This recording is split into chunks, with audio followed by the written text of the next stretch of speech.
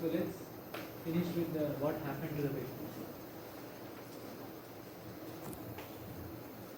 So, as after this event, we placed a chest tube left-sided.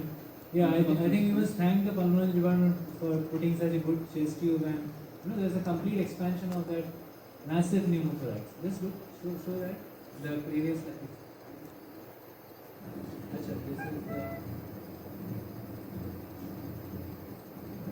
This is the column moving well. Okay, so the column is moving well, and the X-ray is showing that it has expanded very well. See how beautifully it is expanded. Big pneumothorax mediastinal shift has been completely reverted back. So that's a very good job done by the pulmonary department. And what happened next? Yeah, they said that they wanted thoracoscopy, you couldn't get it. After that? So after this, the patient was advised to go to Tertiary Center, Hyderabad. But the patient went to his hometown, where he due to cost affordability and other issues. He was asked to go to tertiary because of the thoracoscopy. But we ourselves took him to a tertiary center where they said it was not intelligent.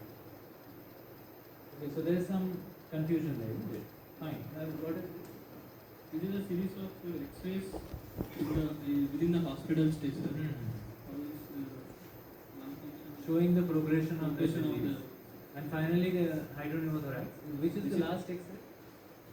Last, that is on? 15th. So here, is it showing hydropneumothorax No, now? sir. No, it was shown on 18th and 19th. So after they put the tube, but there was some posterior hydropneumothorax still present. Is this the? This is on 14th. Sir. This is before the tube. Yes, sir. After the tube. After the tube. After the tube. Okay, so let's see the last part of the thing after the tube. So these are the loculi which were unattended. I mean, we wanted to remove them so that again the lung would expand better. So this is the reason. One reason is we could not put two tubes, and thoracoscopy would have been better there. So what happened next? After this, the patient was referred to higher center, there, and he went to his hometown basically, and then he admitted in a hospital there. Just by giving some antibiotics and supportive measures. So he improved on his own. Slowly the body healed itself. So let us look at the. Was this the last X-ray which ended with? No. This was the first.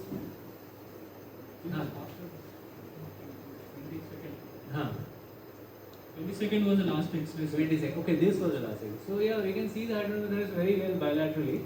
And he went home with this. Let us say he just went home, and from whatever news we got, he recovered. And do we have any X-rays? Did he WhatsApp you any X-rays? This current X-ray? This is his current X-ray. Oh, that's fantastic. So the body healed itself. It just took care of the accumulated fluid and the air, and it just went away on its own, isn't it? So that's the end of the story, isn't it? Treatment. So now there are a lot of aspects to the management of this patient. So we learned a few things, that even if there are some hydropneumothorax pending or residual hydropneumothorax, have recovered also, and it could have been a completely different story. But currently in this patient, this is what it was. And what we now, I think, need to discuss is the management of COVID per se in terms of pharmacological and non-pharmacological. As you saw in this patient, non-pharmacological was the ICT drainage, and he did not require the ventilation part, but that is also something which can be dwelled upon. Yes, Sai, anything more? Yes, ma'am. Ma'am, can you use the mic?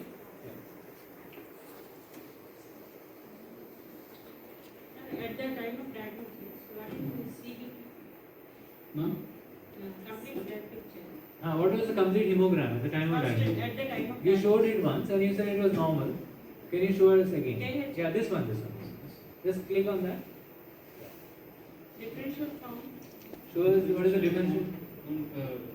Initially it was 9,700 pounds. 9,700. Then it's Whether I will discharge from there. Differential Differential count. count. Neutrophil, lymphocyte. Neutrophil, I didn't mention.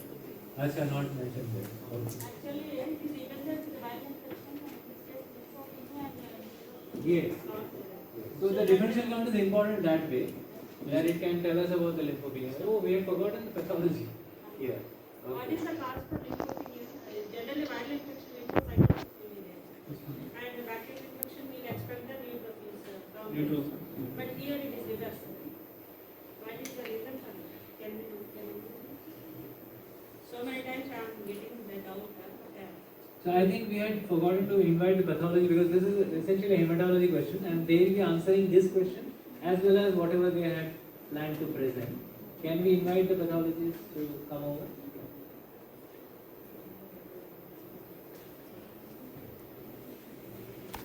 In the lymphocytes, but according to the studies, they have mentioned that there is no proper reason for. There is no proper evidence for the nucleocytic lymphocytic ratio, the neutrophil lymphocytic ratio. The reason is not known according to the studies. I'll be talking about the histopathological changes in lungs and kidneys. So these are taken from the pathological study which is done through the post-mortem core biopsies. There is desquamation of the alveolar epithelium and formation of the hyaline membrane.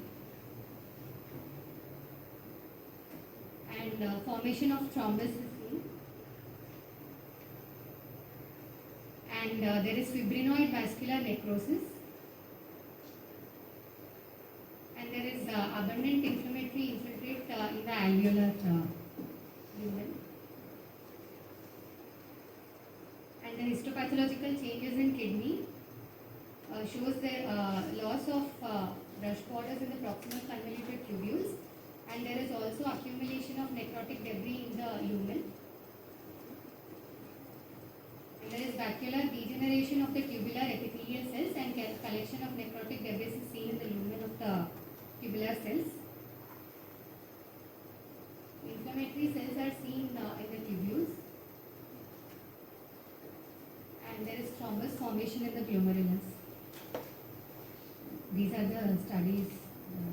Yes, I guess in pathology, most of the pathology which we see is more of a non-specific sepsis cascade, which would have been seen in many viral illnesses that go into that sepsis point of no return. So when any viral infection goes into ARDS, be it a viral or even a parasitic like malaria, they would also go into ARDS and they would produce a very similar kind of a picture. So pathologically, I don't think there's anything specific. What about thrombus formation? Yes, thrombus formation has been a huge contentious issue because it has led to a lot of over treatment in the current scenario. And of course, the house is divided on this even now. But yes, more and more reports are coming in of thrombus formation. But we have to understand that they are just reports, isolated case reports. But we are not seeing it in totality. If we look at other viral illnesses like dengue, Ebola, malaria, any ARDS, I mean the parasites even, when it happens in ARDS, there is, when we look at the pathology, there will be some thrombotic changes, even in any cause of ARDS. So this is actually non-specific. But we have focused more on the thrombotic things. In fact, there are some vasculitic syndromes also reported with COVID. So they are just the body's immune response, which is triggering this kind of a cascade of events, which is also leading to thrombus. But whether anticoagulants are useful or not, that is something which the medicine PGs will be, hopefully talking about. I think each and every medicine PG has prepared one drug, the evidence around each drug, to present to this house, and we will soon be moving into that. So any questions to our pathologist before we move to that?